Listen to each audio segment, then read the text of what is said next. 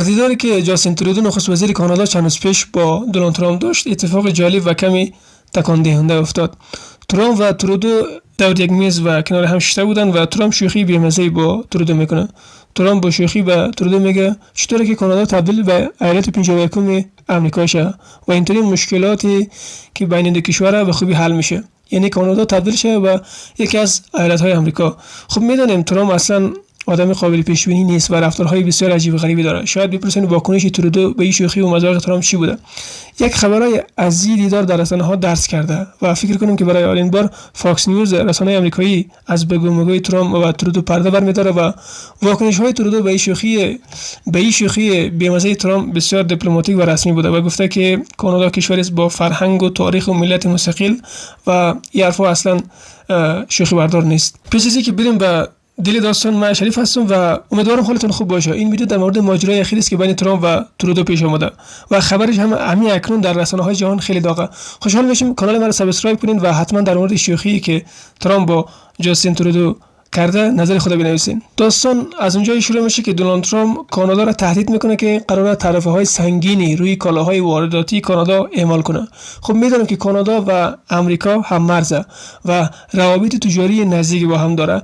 ترامپ گفته بعد از این برای کالاهای تجارتی که از کانادا داخل آمریکا میشه تعرفه 25% که خیلی هم تعرفه بالا است وضع میکنه. اصلا تعرفه چیه و چرا ترامپ تهدید کرده که با همسایه نزدیک خود چنین کاری کنه؟ تعرفه یا گمرک به زبان ساده یعنی مالیات یا هزینه‌ای که کشور روی کالاهای وارداتی یا گاه صادراتی کشور دیگه میگذاره. مثال شما در کابل کارخانه تولید کفش دارین و از طرف دیگه کفش‌های خیلی ارزان از چین وارد میشه و این باعث میشه که کفش‌های شما فروش نره، چون کفشی که از چین وارد میشه ارزانه و کفشی که شما در کابل تولید میکنین قیمت تمام میشه و مردم کفش چینی میخره. یعنی کفش شما در برابر کفش ارزان قیمت چینی در بازار رقابت نمیتونه و اینجاست که دولت وارد میشه. دولت میگه اولیت برای من تولید داخلیه و برای حمایت از تولید کنندگان کفش داخلی کاری میکنیم که کفشای خارجی قیمت تمام شود و بازار از در حساب نگیره کفشای خارجی. برای این کار دولت در گمرکات و بندرها روی اموال و کالاهایی که وارد کشور میشه یک مقدار مالیات وضع میکنه. به ازای هر قلم مال یک مقدار پولی مالیات میگیره و در نتیجه چون تجار خارجی به ازای هر قلم مالش یک مقدار پولی بیشتر داره، پس باید به قیمت بلندتر مال را وارد کنه و قیمتتر به فروش برسونه و وقتی مال خارجی قیمتتر تمام شود مردم بیشتر میل میکنن به طرف از اینکه تولیدات وطنی بخرن. حالا مقدار پولی که دولت از تجار خارجی سر مرز به عنوان مالیات گرفته را تعرفه یا گمرک میگه. ترامپ اگر بالای کالاهای وارداتی کانادا که به آمریکا وارد میشه تعرفه وضع کنه، قیمت کالا یا جنسی کانادایی در آمریکا بلند میره و آمریکایی‌ها کمتر جنسی کانادایی میخره و در نتیجه یک ضربه بزرگ به اقتصاد کانادا. حالا چرا ترامپ تهدید کرده که بالای کالاهای وارداتی کانادا تعرفه 25% وضع میکنه؟ به خاطر که ترامپ فکر میکنه که کانادا در مسئله مهاجرت غیر قانونی و تجارت مواد مخدر با آمریکا همکاری همه‌جانبه نمیکنه. میدونم که سالانه مهاجران غیر قانونی زیادی بین آمریکا و کانادا در حال رفت آمدن و همچنین یک مقدار مواد مخدر از مرزهای کانادا رد میشه و داخل آمریکا به فروش میرسه.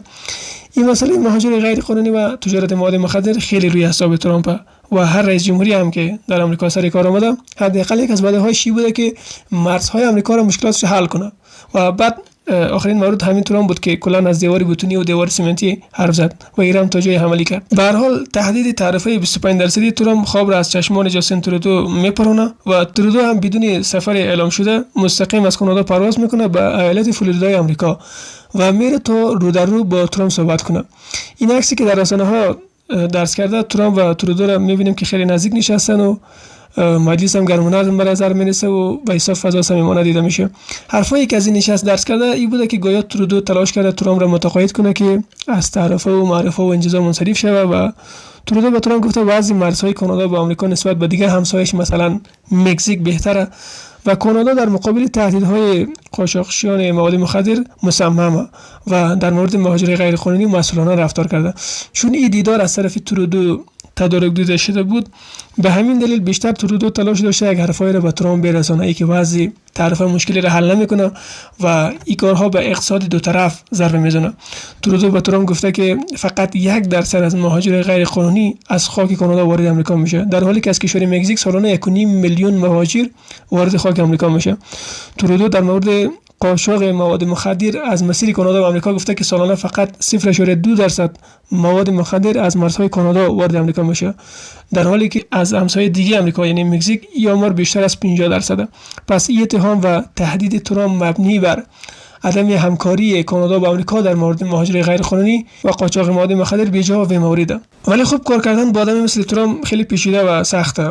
ترامپ یک تجار و معامله‌گر تا عالم دیپلماسی و اصول قواعد. آنگلا مرکل همین اکنون در حال نوشتن کتاب و یک حرفای از این کتابش در رسانه‌ها درس کرده و گفته که مرکل در کتابش نوشته که از دیدارهاش با ترامپ خاطری خوشی نداشته و ترامپ را آدمی دانسته که فقط به دنبال پیروزیه و میخواد تا نقطه آخر حرفش را بالای دیگران تحمیل کنه.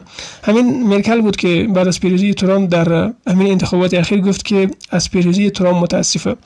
ولی چیزی که در دیدار خیلی حاشیه ساز شد شوخی بود که ترامپ با جاستین ترودو کرد.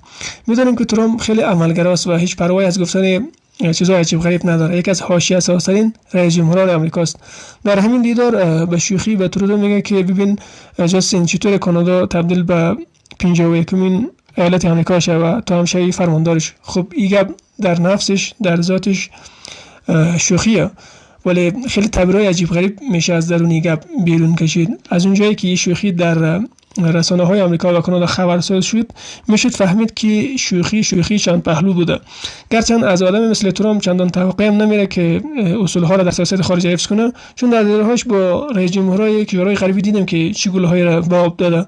ترامپ دوست داره بیشتر با سیاستمدارای دیکتاتور مسلک مثل پوتین و شی جینگ پینگ و رهبر کره شمالی همون کیم جونگ اون دیدار و ملاقات داشته باشه و با اونا بیشتر کیف و حال میکنه تا شخصیت‌های دموکرات مثل آنگلا مرکل و ترودو و امانوئل ماکرون و اینا. در دیداری که چند سال پیش با مرکل وزیر آلمان داشت حتی با مرکل دست نمیده، یعنی باش قول نمیده. من وقتی ترامپ را با رئیس جمهورهای تاریخی آمریکا مثل ابراهام لینکن و فرانکلین و اینا مقایسه میکنم واقعا موهای سرم سیخ میشه. لینکن کجا، ترامپ کجا، فرانکلین کجا، بازم ترامپ کجا.